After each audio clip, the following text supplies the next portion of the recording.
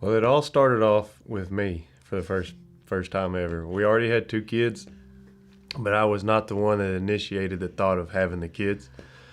But on this one, I was actually training a young horse and saw a pretty clear vision of us with a 3rd kid on a ranch, and never said anything about it until Erin came to me after a revival service saying that she was praying and she really felt like the Lord asked her if she would be willing to have a 3rd kid. And went to the ultrasound, and all you want to see is a heartbeat. So I'm just sitting there and like my heart's beating and I see the little flicker and I was like, oh, okay. So I just laid there. She did the rest and she's like, well, you're my first. I was like, your first what? She's like, you're my first set of triplets.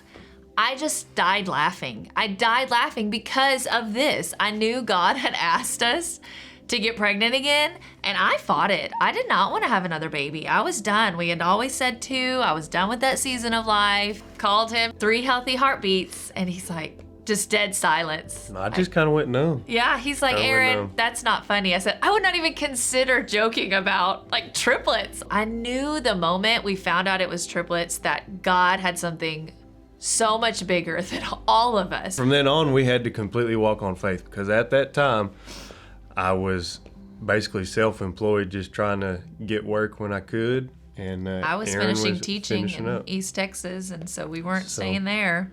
We went through the pregnancy. Erin was extremely healthy, didn't have any complications.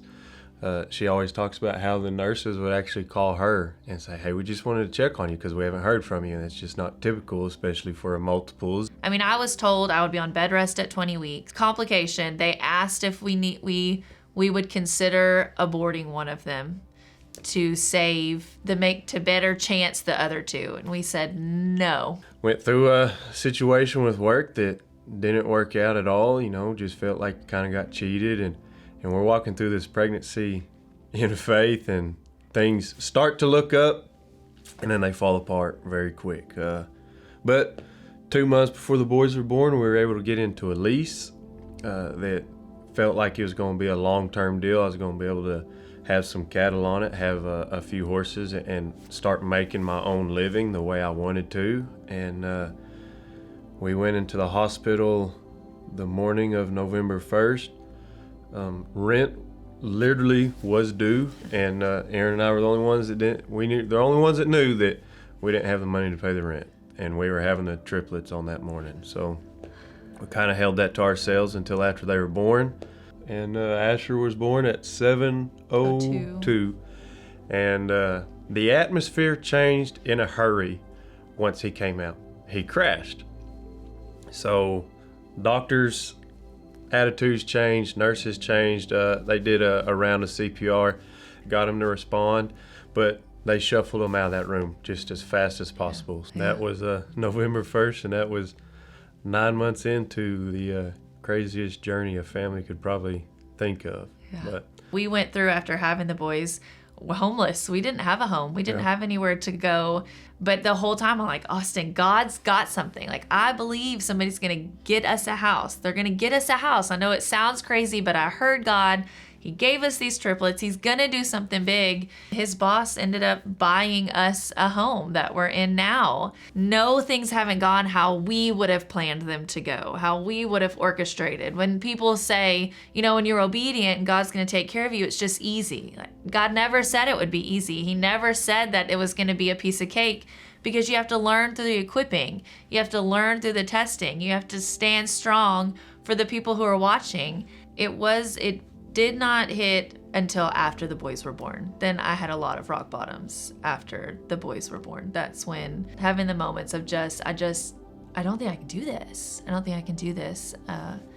Honestly, the first 3 years, it was almost an everyday, God, are you sure? Like, what?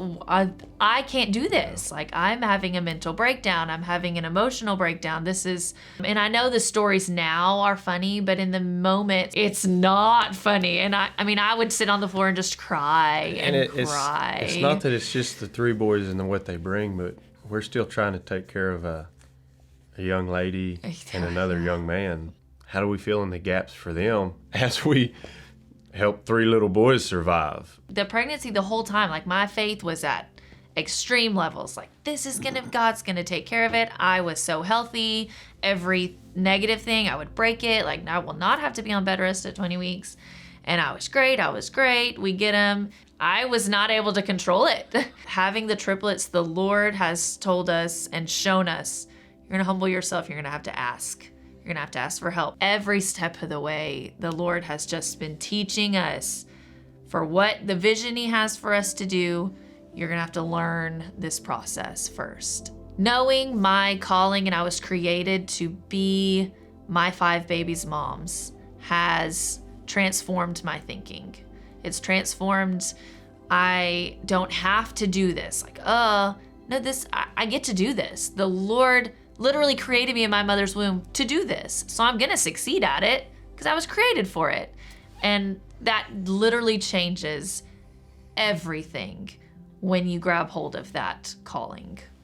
We've walked through our marriage of 17 and a half years. We just walk in faith with all of it. You know, we tithe and we give offerings, and we never will not do that.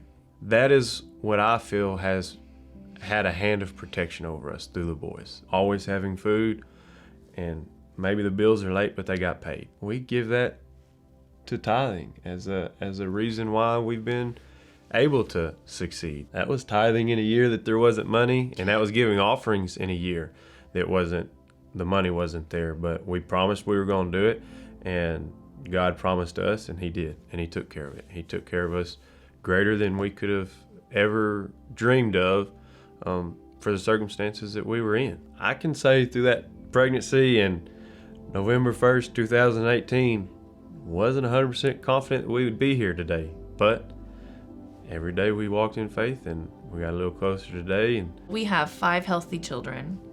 Austin is working. You know, God is opening doors. He's faithful in everything. I'm going to live today and cherish the moment today. Cherish the time I have today. Make memories with our kids today. And no, it doesn't always go exactly how you plan it, but we know what God's called us to do. We know the vision and dream He's put in our hearts. When He wants to see it happen, it'll happen.